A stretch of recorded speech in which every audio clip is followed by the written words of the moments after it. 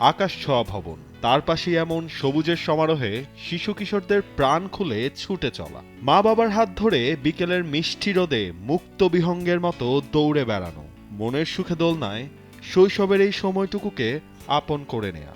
কংক্রিটের নগরীতে এ যেন সজীবতায় হারিয়ে যাওয়া দৃশ্য।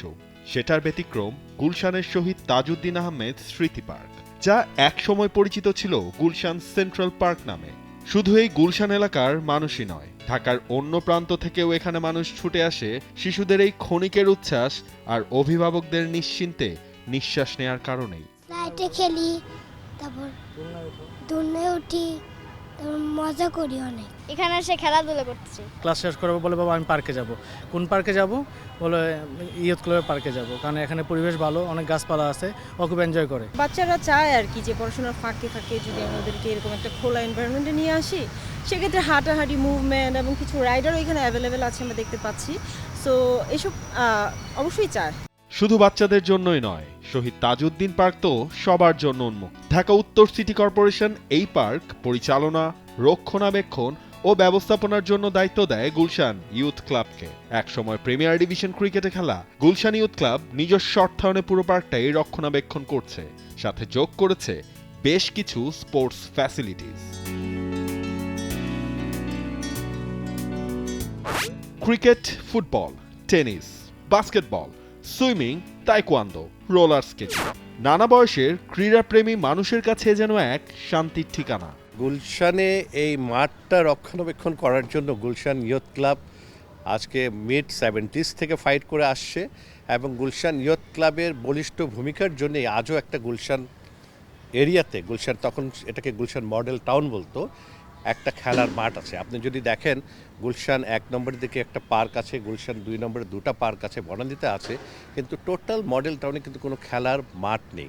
দিস ইজ দ্য অনলি খেলার মাঠ যেখানে পুরো এলাকার ছেলেমেয়েরা ছাড়াও বাইরের থেকেও এসে খেলাধুলা করতে পারে, এবং এটার জন্য আমাদের অনেক কাঠগড় পোড়াতে হয়েছে এবং অনেক চ্যালেঞ্জ এসছে।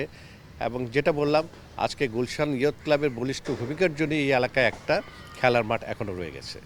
পার্কের চারপাশে ওয়াকওয়ে, চলে সকাল সন্ধ্যা স্বাস্থ্য সচেতন মানুষের হাঁটাহাঁটি, কঠোর নিরাপত্তা, সম্পূর্ণ সামাজিক পরিবেশ, চিন্তা, ভাবনা, শঙ্কা সবকিছুই সবাই ভুলে যান এই পরিবেশের সংস্পর্শে। অনলি আমি বলবো সেফেস্ট এরিয়া যেখানে মেয়েরাও এসে খেলাধুলা করতে পারছে।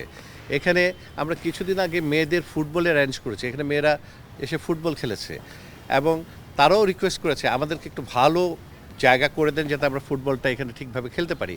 আমাদের মেয়েদের বাস্কেটবল আছে, মেয়েরা প্রতিনিয়ত এখানে বাস্কেটবল ট্রেনিং হচ্ছে। আমাদের মেয়েদের ক্রিকেট টিম আছে।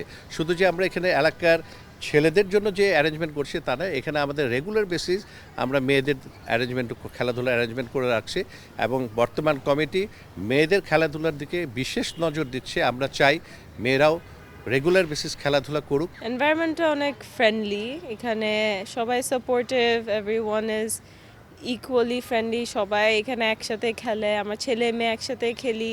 অনেক সিনিয়র সিটিজেন্সরা মাঝে মাঝে জয়েন করে, 8টার পরে অনেক সিনিয়ররা আঙ্কেলরা খেলে, আন্টিরা হাঁটে, তো জায়গাটা ইজ কমফোর্টিং অনেক। এই জায়গাটা অনেক বড়, আপনি হচ্ছে অনেক জায়গায় খেলতে পারবেন। এখানে একটা মাঠও আছে, অনেক বড় মাঠ। আর হ্যাঁ, এখানে একটা মানে সুইমিং পুলটাও ওখানে বড়, অনেকগুলো স্পোর্টস করতে পারে। গুলশান ইউথ ক্লাবের নতুন পরিকল্পনাও রয়েছে। আগে থেকেই ছিল ফুটবল গ্রাউন্ড, সেখানে এবার বসতে যাচ্ছে আর্টিফিশিয়াল টার্ফ, আর এটাই হচ্ছে গুলশানের একমাত্র আর্টিফিশিয়াল ফুটবল টার্ফ। বর্ষাকালে বৃষ্টিতে কাদা মাঠে ফুটবল খেলতে না পেরে মন খারাপ হবে না আর কারো। উঁচু নিচু মাঠে পড়ে গিয়ে ইনজুরির সংখ্যাও থাকবে না, আর সৌন্দর্যও বাড়বে কয়েক গুণ। পরিবেশের যেন কোনো ক্ষতি না হয় সেটা মাথায় রেখেই কাজ চলছে পুরো দমে। আগে যেখানে খেলা হতো সেখানেই আমরা একটা তখন ইন্টারন্যাশনাল স্ট্যান্ডার্ডে আর্টিফিশিয়াল অ্যাস্ট্রোটার্ফে যেখানে ফুটবল খেলার ফ্যাসিলিটি করা দরকার সেখানেই আমরা একই জায়গায় করছি, এবং এইটার জন্য কিন্তু আলাদা কোনো গাছপালা কোনো কিছু কাটা হয়নি। সে একই জায়গায় জাস্ট খালি আমরা নতুন আগিয়ে গিয়ে আমরা অ্যাস্ট্রোটার্ফটা করছি ইন্টারন্যাশনাল স্ট্যান্ডার্ডে। আমাদের বসুন্ধরা যেতে হয়, উত্তরাতে যেতে হয়, গুলশানে এই জিনিসের ফ্যাসিলিটি নাই। তো আমরা যদি এটা দিতে পারি, দিনের বেলাতেও আছে, প্যারালেলি রাতের বেলাও কিন্তু অনেকে আছে যারা কর্পোরেট করেন বা যারা চাকরি করেন, যারা বিকেলে বা দুপুরে আসতে পারে না, তাদের জন্য এই ফ্যাসিলিটি উন্মুক্ত থাকবে, তারাও এসে কিন্তু এটা খেলতে পারবে। এ যেন প্রকৃতির সান্নিধ্যে স্পোর্টস, সবুজে ঘেরা এমন পরিবেশ এক নিমিষেই ভুলিয়ে দিতে পারে ইট পাথরের নগরীর যান্ত্রিক জীবনের কর্মব্যস্ততার সকল ক্লান্তি। Nabil Khan, T sports, Dhaka. For more updates, subscribe to our YouTube channel and click on the bell icon. Follow us on Facebook and Instagram. Download T Sports app to enjoy exciting games and highlights. Visit tsports.com.